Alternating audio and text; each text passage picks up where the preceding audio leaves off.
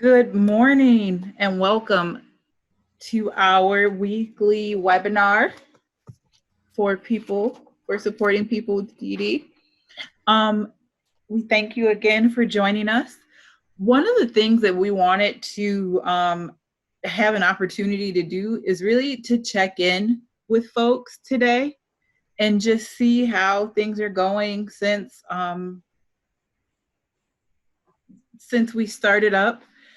We want to bring some information about connecting, and more than anything, we want to know about resources that people have found. So today we want to take some time to give people an opportunity to share with other people on the line about what you found that works in your community, what things, if you've been able to get help somewhere, especially as it pertains to mental health resources or emotional health resources.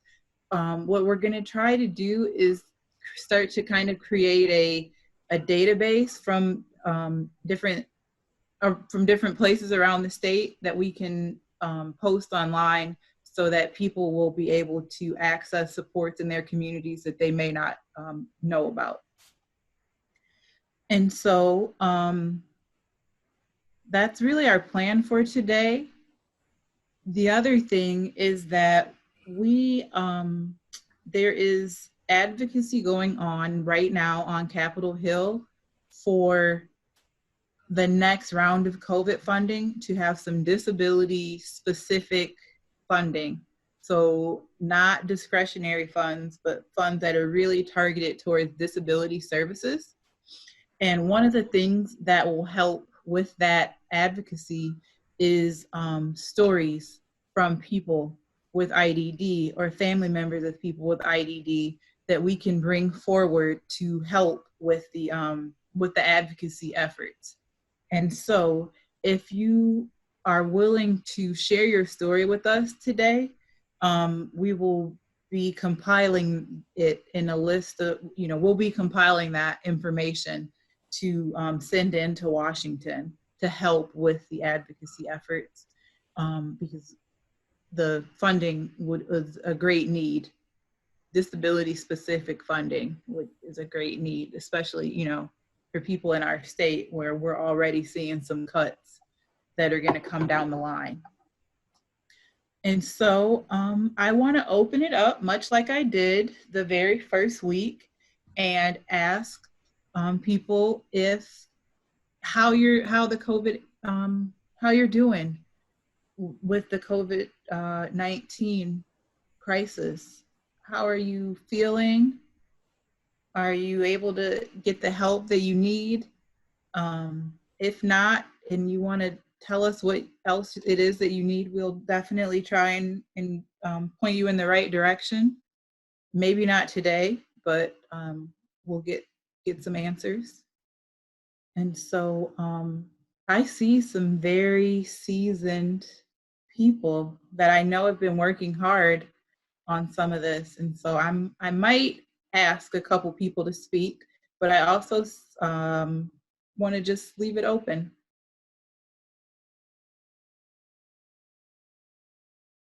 for anyone to answer.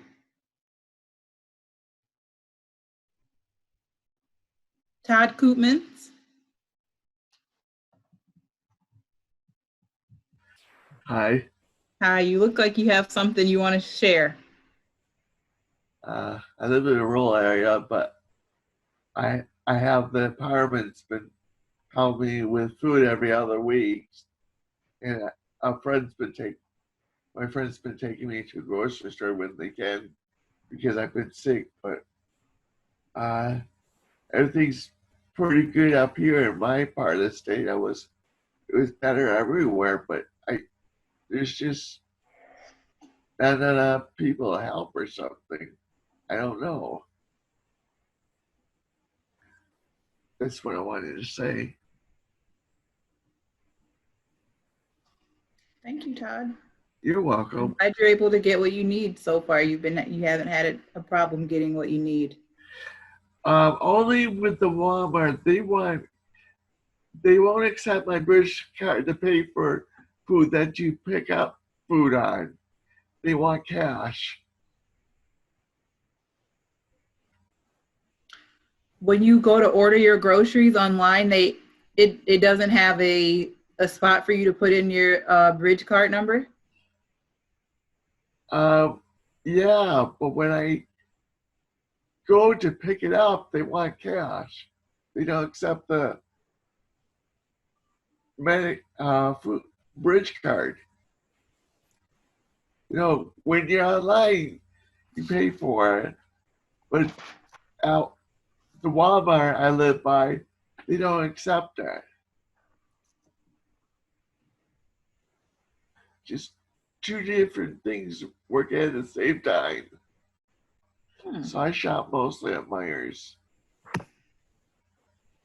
Is Meyer closer than Walmart, or Walmart's A little closer? bit further, only across the block, and they treat me really well.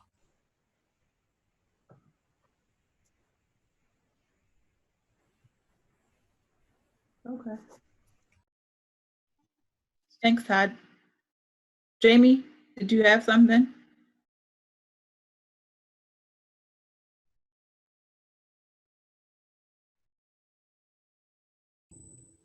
Yeah, I did.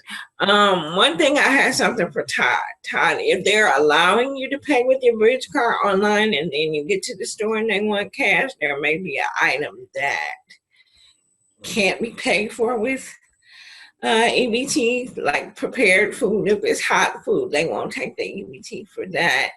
If there's paper goods or something other than food items, they won't take it for that. They're kind of piffy about that, but I would agree that there's an area that really needs some widespread advocacy.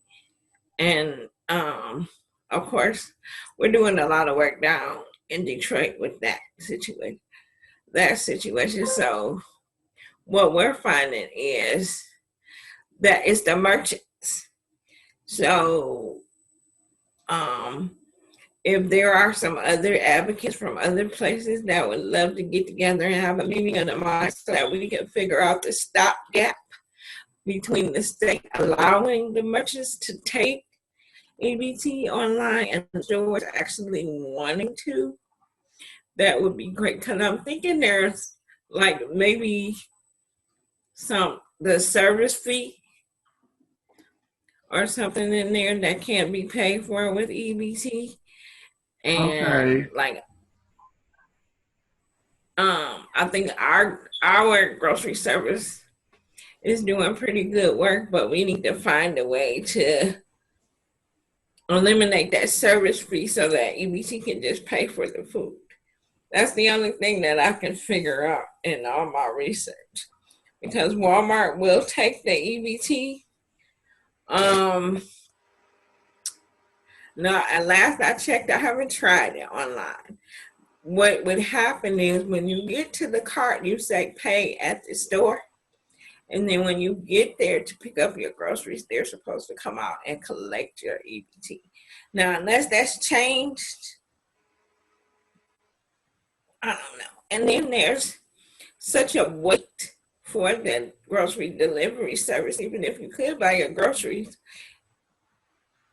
If there's no dates available for 3 days and you need food now, or a week and you need food now, you're still kind of at a loss.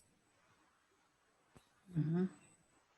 I'll check that out then. Thank you, Jamie. You're welcome. I'm sorry if I talk too much. No, you're on track. Never. I think that if we could talk with between the council and self-advocates of Michigan, could try and schedule a meeting, Jamie, because the self-advocates of Michigan have members from all across the state, and see if there was an advocacy strategy that we could put together. I'd be very interested in that. Amongst those two organizations, so that, because if it's an issue for Todd in Newaygo, and it's an issue in Detroit, then it's likely an issue in other places. And so I think that would be a great idea. of something that the self-advocates of Michigan and the council could maybe work on together. We could ask them. Hey, Tedra, Yes. we have a question in the chat and someone with their hand raised. So Jason asks, good morning, everyone. He's wondering if the stimulus check that you're receiving from the government will affect the EBT amount in any way.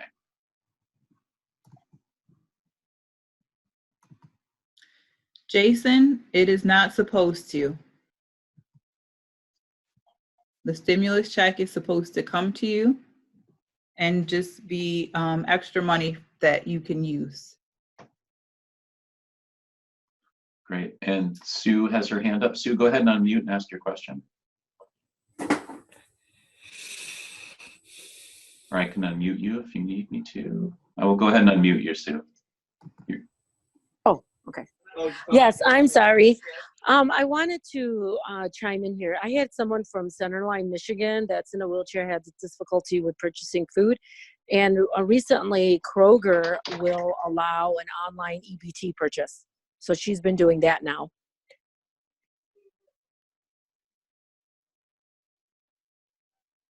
Sue, is she doing it for pickup or delivery?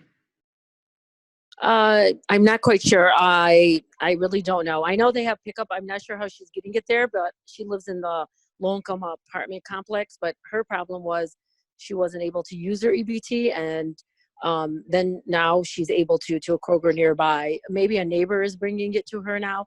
I know at first we were delivering it for her from our organization, but we did tell her to use it, Kroger. But Kroger is using it. I know if Walmart is not, the question that was asked earlier, but Kroger is doing that. Find a Kroger near you. But I'm sorry, I don't know if she's having it delivered. And what area of the state are you in, Sue? I'm in Sterling Heights, Michigan, and I work with members of the community, mostly refugees and immigrants that have special needs. And this gal is in Centerline. Centerline is just a tiny city inside the city of Warren.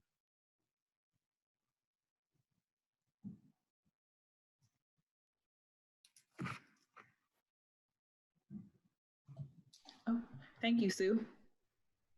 And there's a question on Facebook. Well, there's a comment from Cheryl of France, and she said that there's a problem with St. Clair County with the bridge card and merchants for pickup as well. And then Jan Lampman asked, do we know if May EBT will be increased to the max as it was in March and April?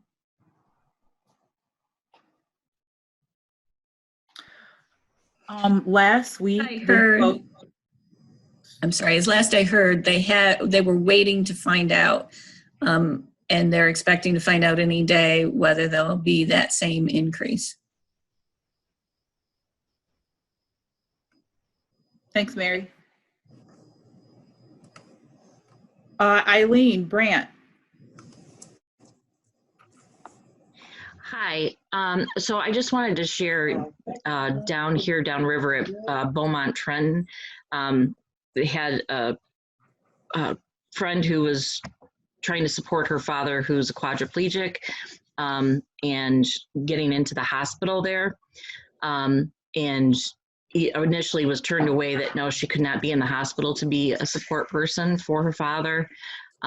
Utilizing Beaumont's own policies, she was able to get in there. She had about a half hour, 40-minute delay to get in to be with him and to stay with him. But I just wanted to let people know if they need a support person with them at the hospital, or people who are looking to be a support person if someone is hospitalized, using those own policies that are online for the hospitals, which they're updating frequently, is an effective way to do that. So just to let people know, because initially they weren't going to let her in, and just by using that policy, she was able to get in then.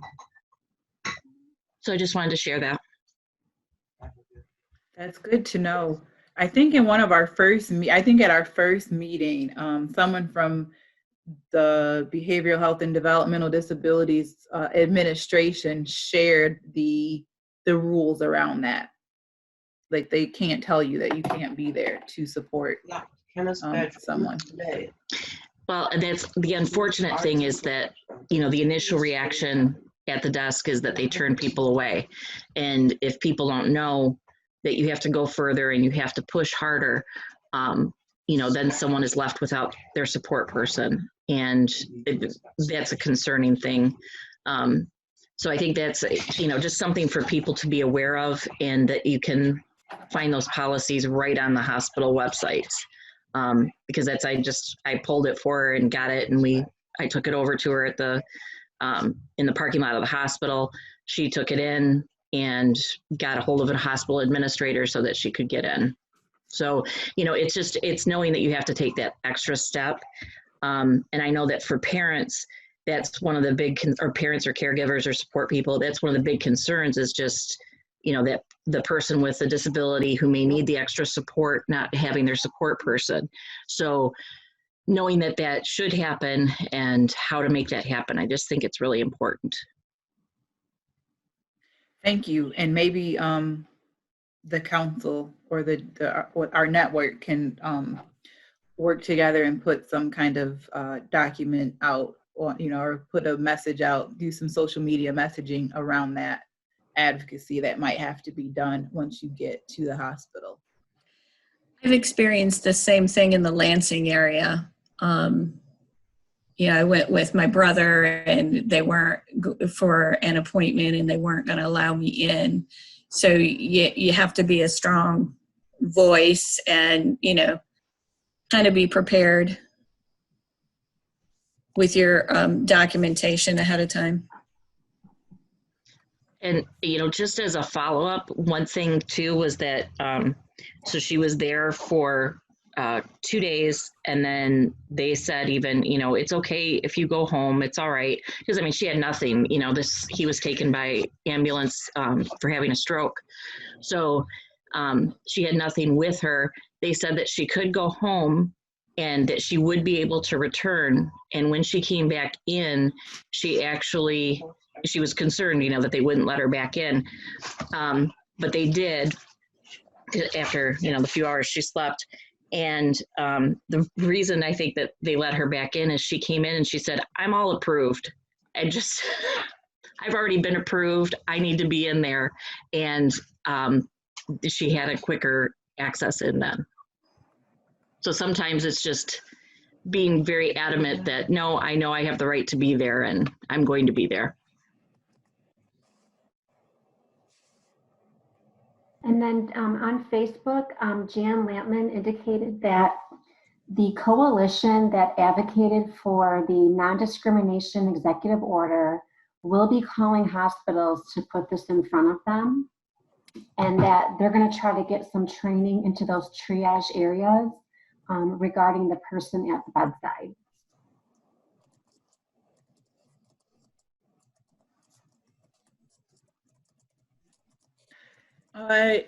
Can you chat Jan on Facebook and ask her if she knows the name of the coalition?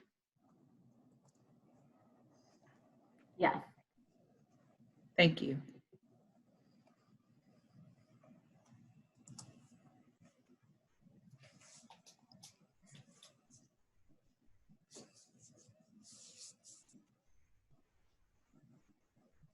Has anyone that's receiving SSI or SSDI received their stimulus check?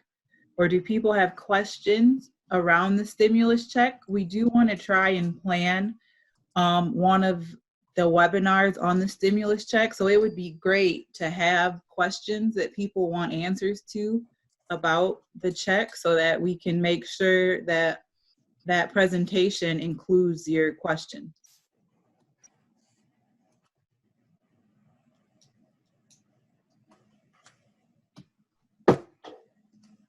Jamie?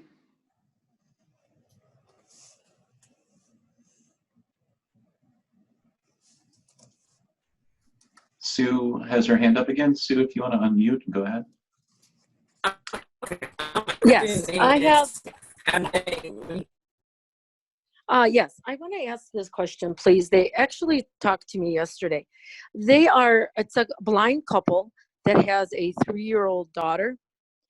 And They do taxes every year, and they didn't receive their stimulus through the taxes. And then yesterday in the mail, they received it, but nothing for the daughter. Is that accurate? I believe that you're supposed to receive $500 for children, dependents under 17. Yes, but they did. Okay, so when they do their taxes, they have automatic, deposit. But they did not get it when the rest of Michigan got it on that Wednesday. They got it through SSI.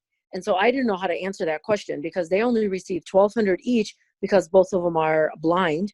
And they did not receive anything for her. But I was trying to look for something online, and I told them I'll wait. And it just had happened yesterday. So how come the government didn't use their taxes and they used their SSI stuff?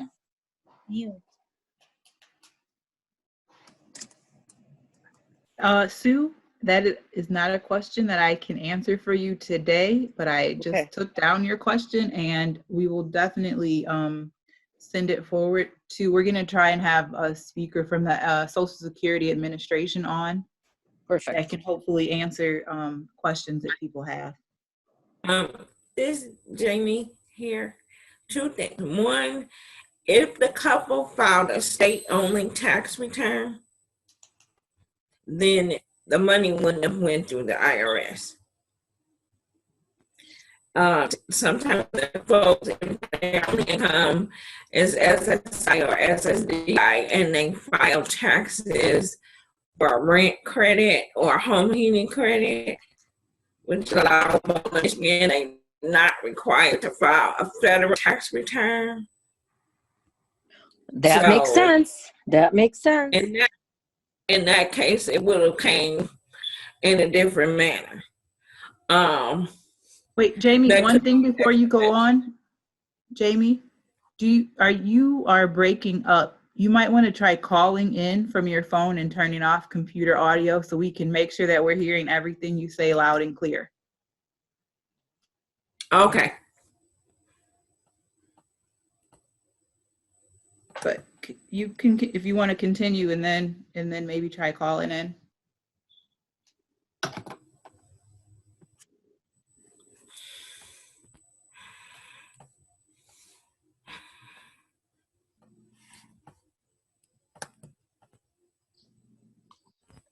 That does make sense because many do file the state tax return and not federal because they get that, like you said, the home heating credit and then the rental, $1,200 rental. So that does make sense then. I will ask them if they only file the state return.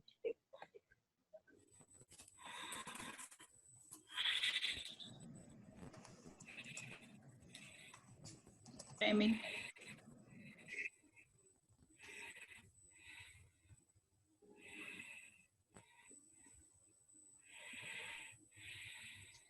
Are there any other people with questions about the stimulus check?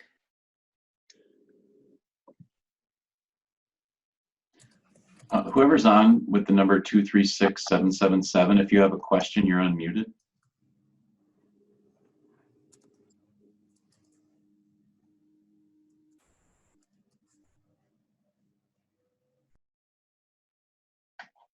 Okay, they don't have a question. This is Sandy. I sent a question to you, Michael. Did you get that? I did, yeah. Would you like me to read it? Or do you want to just go ahead and ask?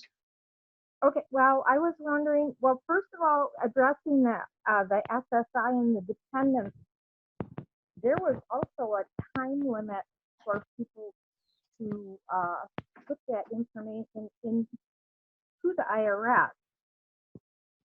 I can't say that that's specifically what it was for, but it had something to do with SSI and dependents. And then if that timeline is over, then they have to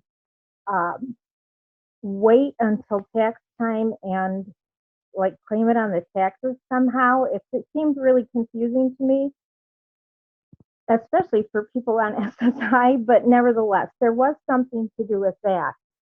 But my question was whether, because there was talk about having that $500 payment also go to folks who had adult dependents? And I wondered if that went anywhere. Did that get approved? Is it in the next bill they're trying to get approved? Does anybody know? Thanks. Right now, that was not part of the original stimulus. There is advocacy going on in DC on the Hill right now to have that as part of the next stimulus or the next COVID-19 funding package. But there's not, they haven't voted on it yet. There's still a couple of bills, and they're making their rounds through the different committees in the House and the Senate right now. So we are watching that very closely. Okay, that's what I wondered, if it had even gotten into the bills. Thank you. Not adult dependents or people over 18, like, so people that have students in college students that that they still claim there was no $500 for them either. So they are there's active advocacy going on that. Alrighty, thank you. I'm back now with my phone, so my audio should be much better. Is it? Yes.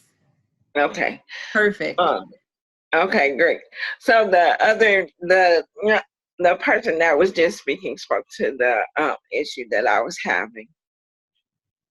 So that was my other question. But I wanted to preface my earlier statement by saying that I am a tax professional. So the information that I gave was directly from a tax professional, so it wasn't a guess. Thank you, Jamie. Carolyn asked if there's a violation of the governor's order on access to care for individuals with disabilities. Who does a person report it to, and what agency is enforcing it? Carolyn, do you mean the health care rationing at hospitals?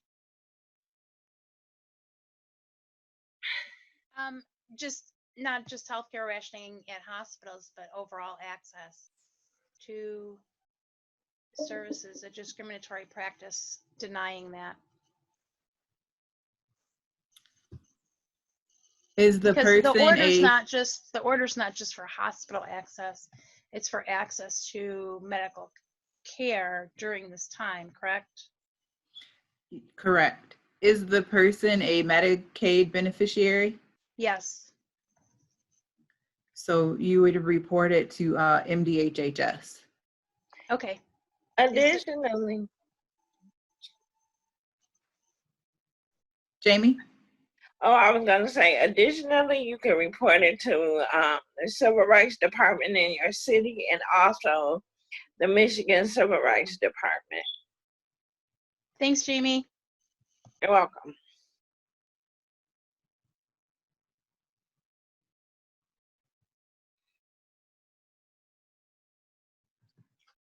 Are there people, the other thing that we're really interested in is mental and emotional well-being for people around at this time. Have people found a formula that works for you, or any agencies that are providing good help or outlets that people have found online or via telephone? We also want to provide a forum for people to be a resource to one another. Jamie, again, we do have our WOW calls. They have changed from their original format. So WOW stands for Worries on Wheels of Metro Detroit. We have an online meetup twice a week. I'll make sure to put the new information out. It's Mondays and Wednesdays from 4 p.m. to 5:30 p.m. via Google Meet, which if anyone is deaf or hard of hearing, there is closed captioning. That's why we chose that format. And then we also have Zoom karaoke on Fridays, just for some unwinding and social interaction. But I also know that Detroit Wayne Integrated Health Network is offering text and call support for mental health. You can go on their website, which is DWIHN.org.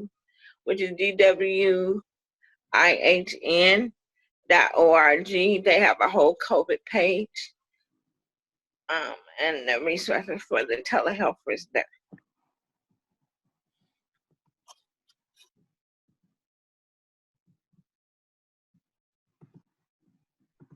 Thank you, Jamie. I want to share a national resource. I'm going to share my screen right now. The Self-Advocacy Technical Assistance Center, SARTAC for short, they are hosting peer-to-peer connection calls for people with BD. There's every Monday and Thursday, 1 o'clock our time. They host them via Zoom, or you can just call in. And if you're not connected via Zoom, you can call in to the meetings. And SARTAC is a national organization. Yeah, it's a national project. So you would be on with self-advocates from all across the country.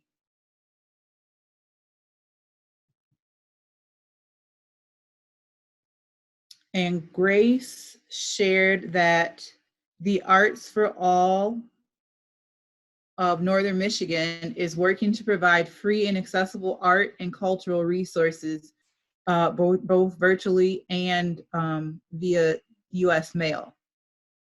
And they also have a website. It's www.arts4alln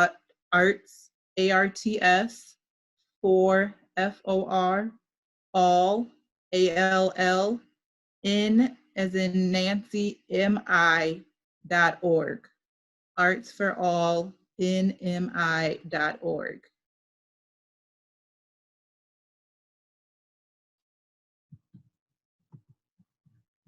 And we will have this information posted online.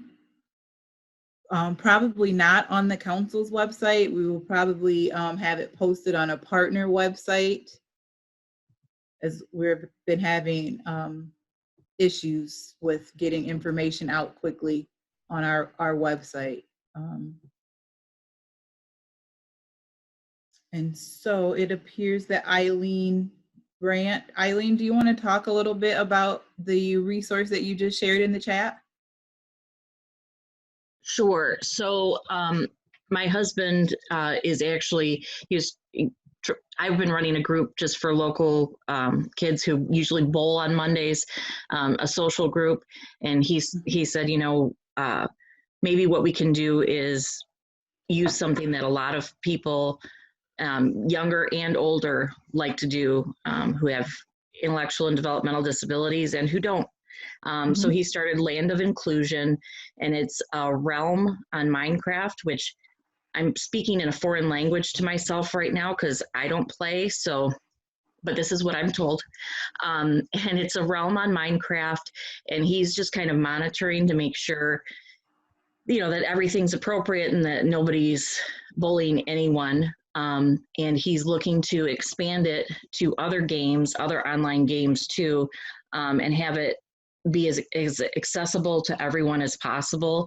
The whole philosophy is that gaming should be accessible to everyone, and everyone should be included. So it's people with and without disabilities, and he's actually doing a streaming event.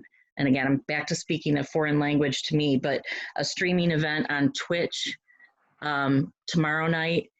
And he's trying to make it so that people who want to talk with one another and interact can do so. People who want to play the game and just not interact with people directly can do that. And then people who just want to watch other people play the game can do that. So he's trying to make it as inclusive as possible. And he does have a Facebook page, Land of Inclusion, and he's working on the website for that too. So just as a way to get people to connect, using that medium of exchange of the online gaming. So that's it. That's great. I mean, the gaming community is really, lots of people are into Minecraft and gaming and watching other people play games. So we'll make sure we get that information out, Eileen. Thank you. Yeah, and he is also watching too, just for the physical adaptations, so that the gaming is more accessible. So he's trying to get more of that information out so that people who thought maybe they couldn't access the different keyboard controls or, just all that assistive tech that can go along with it. He's trying to work on that. So things are up and coming. It's just, he's just getting it rolled out. So thank you. Jason is asking for a link to a website. Which website, Jason?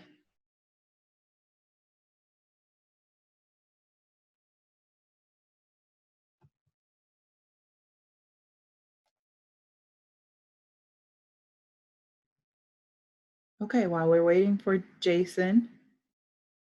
There you are, Jason. Which Jason, website? you're unmuted. Go ahead.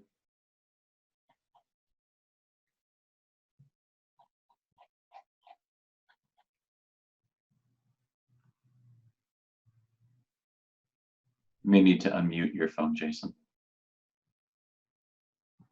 Or you can type it in the chat.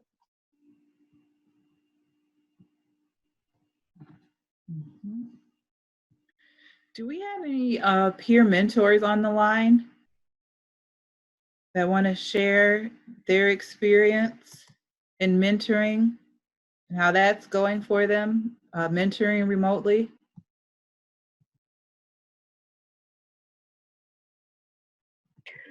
I don't have peer mentoring, but I run a program at the Chaldean Community Foundation. We have 16 refugees that are blind. And through a partnership over the last few years with Macomb Literacy Partners, we're actually doing a virtual ESL class on Tuesdays and Thursdays. And we do it through, many of them don't have the capability or to really use technology for Zoom. So we do a FaceTime call. I call everyone on FaceTime in 2 different groups, and the tutor does the ESL class. So we do that online, and they have iPhones, and so they're able just to answer that call and join in. And it's been going for about 3 weeks now, and it's very, very successful. So everyone has an iPhone? Well, the ones that didn't have an iPhone, our foundation gave them a use of an iPad. So in the iPad, we FaceTime them through through an email address we created, and they just have to just answer the call on the iPad. That's great. Yeah, and we have maybe all of them except for 2 live with family members, and so they assist them too. So the 2 independent ones do have iPhones, but it's working out great. We split them up in 2 groups because when you have you're not really looking at someone, it's FaceTime, but we try to make sure everyone speaks one at a time. And with Zoom, we tried it and it was a little delay, and so people were talking over each other. So with FaceTime, it actually was turning out very well because it gives you a clearer and precise time when people are speaking to each other. How are other people from other organizations, if you're on the line and don't mind talking, how are you reaching people that don't have access to technology?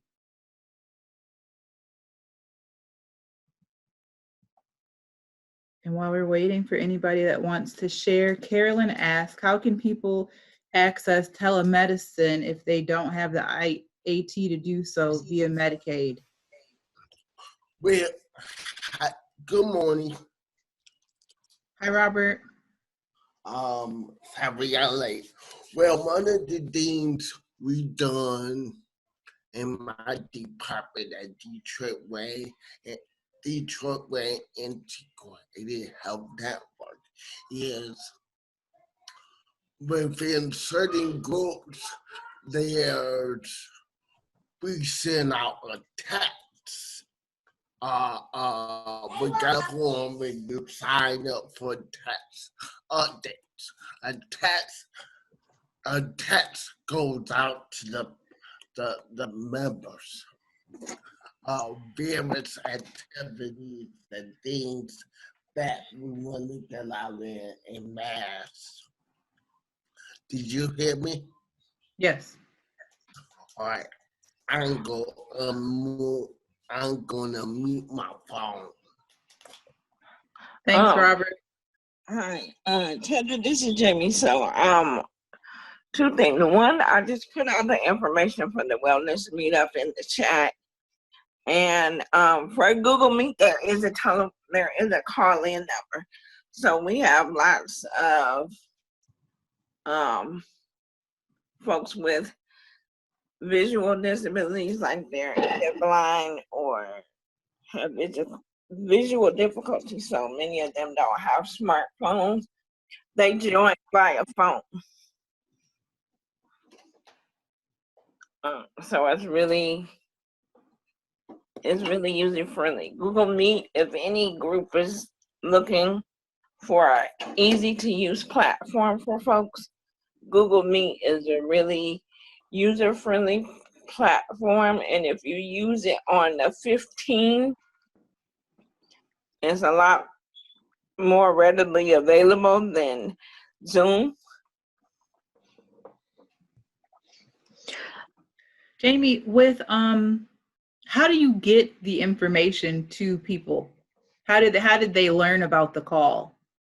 So we send out, similar to Robert, we send out text messages, or we have a young lady within our group she is blind. She has email, but so we send her a lot of communication, and then she gets it to people via their support group that meets. Okay. And again, or we just simply call people.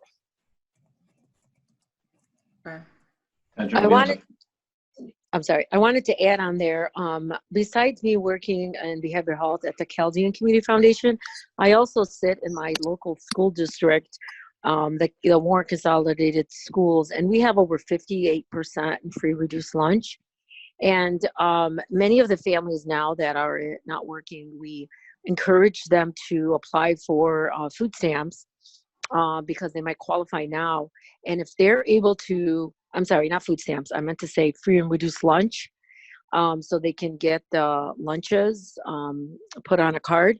And if they do that, Comcast has something called Internet Essentials.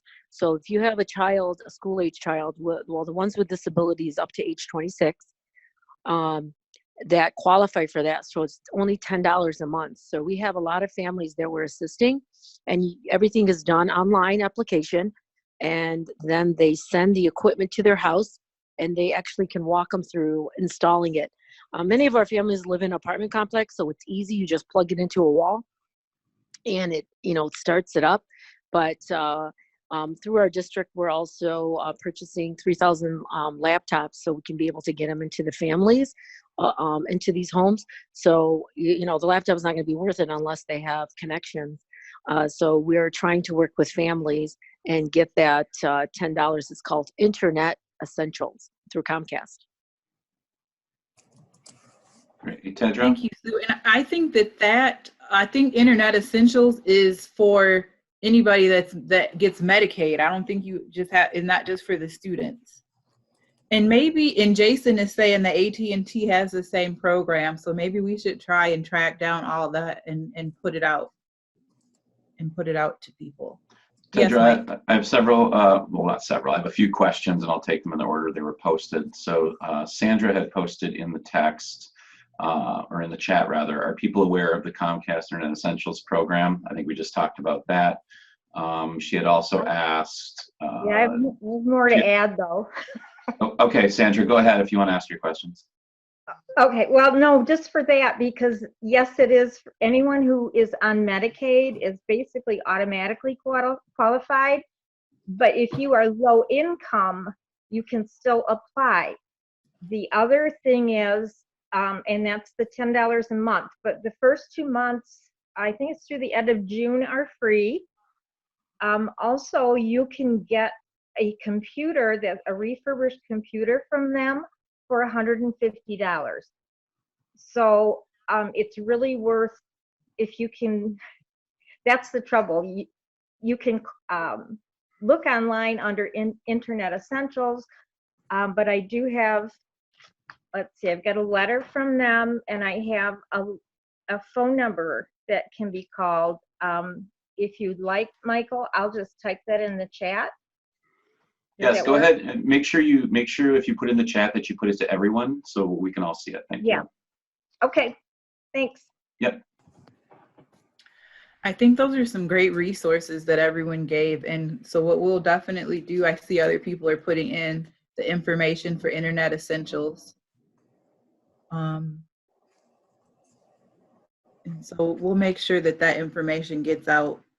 Tracy, we haven't had a Facebook check-in for a while we're waiting for Yesenia.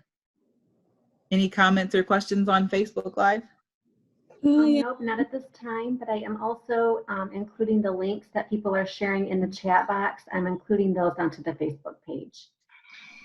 Great, thank you. Yesenia is back. Yesenia, if you want to unmute. Can you all hear me? Yes. Oh, great. I'm sorry, I was on the phone and it seemed not to be working. Well, I have 2 questions that I'm hoping I can throw out there and see if you all have resources. So we're working on establishing new pop-up, walk-up, and mobile testing sites across different hotspots in Michigan. And we would like to ensure that they are accessible to people with disabilities. And I'm wondering if you know of any resource, any, leader, community leader, or individual who we should get in contact with to get some of that feedback, so we ensure that these walk-up and mobile testing sites are accessible. And then I have another question after that. Can you tell us the communities? So we are using data-driven strategies. So data is telling us where there are needed testing sites. And obviously, we are thinking, of putting about 6 or 8 of those sites in Detroit. And we're thinking Genesee County. Here we go. We're thinking Kent County, Barry, I think it's called, and one more that I'm missing. Did you say Barry or Berrien? Berrien. Okay. So, yes, Yesenia, this is Vendela. Your CILs, that's what the accessibility issues are, things that they deal with regularly, and they all, I think there are only 17 of them in the state, but they all have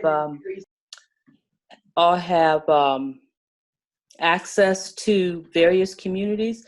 So you might want to contact the CIL that's responsible for any community that you are interested in getting that information for. Great, thank you. And then the other question was about engaging the public and letting them know about the test sites. So I suppose Vendela will also ask that question to the CILs. If anyone has any ideas, I'm happy to put my email in the chat box.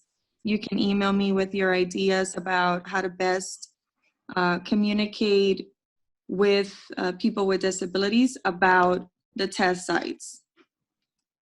Okay. Hi. Can I give one more resource? Yesenia, this is Jamie Jr. I work with the organization called Warriors on Wheels. I put information for our weekly wellness meetup in the chat. They're done for this week, but you're more than welcome to join us next week. I'll also put my email in the chat. Feel free to reach out to me, and we can talk about other things if you like. Thank you, Jamie. I will get in contact with you. Thank you. Hi, this is Mary. I just wanted to mention, if you go to the website for Disability Network, another name that many of the CILs are called at this point, there's a map that indicates what area each one covers.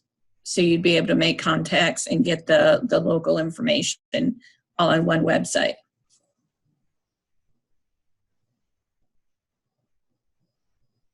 Thank you. We're almost to 12 o'clock, so we will ask one more time if anyone has anything they would like to share. We are thinking of putting an open link to SurveyMonkey, and with a tool for people to kind of tell their COVID story that we will be able to use for advocacy going forward. And so that will, and then we'll send a link out, a widespread for people to know that that's there, because it is really the stories of people that are living it day to day that are going to be what tips the scales when it comes to funding and advocacy. And so we really do want to make sure that your stories are being told, and the stories of the people that you're supporting or your family members are being told to the people that are making the decisions.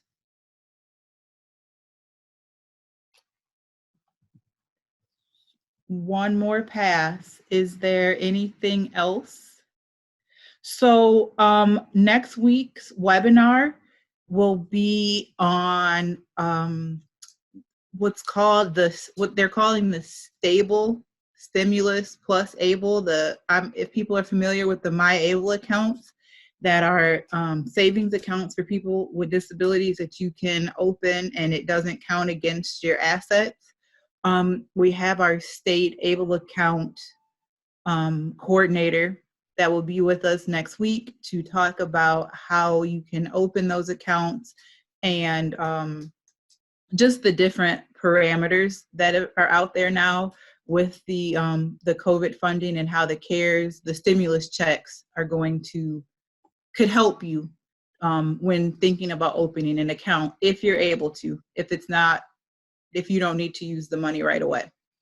And so we hope that you will all join us again on next Thursday, May 14th at 11 o'clock. And we'll make sure to get the link and the information out to everyone no later than Tuesday.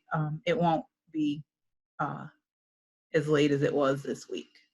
So thank you to everyone for spending an hour with us today. We really appreciate it. People gave some really good information. You all are building a community and beginning to help one another. So we're happy to be able to provide a platform for you all to do so. So with that, we will end our call for today. Thank you.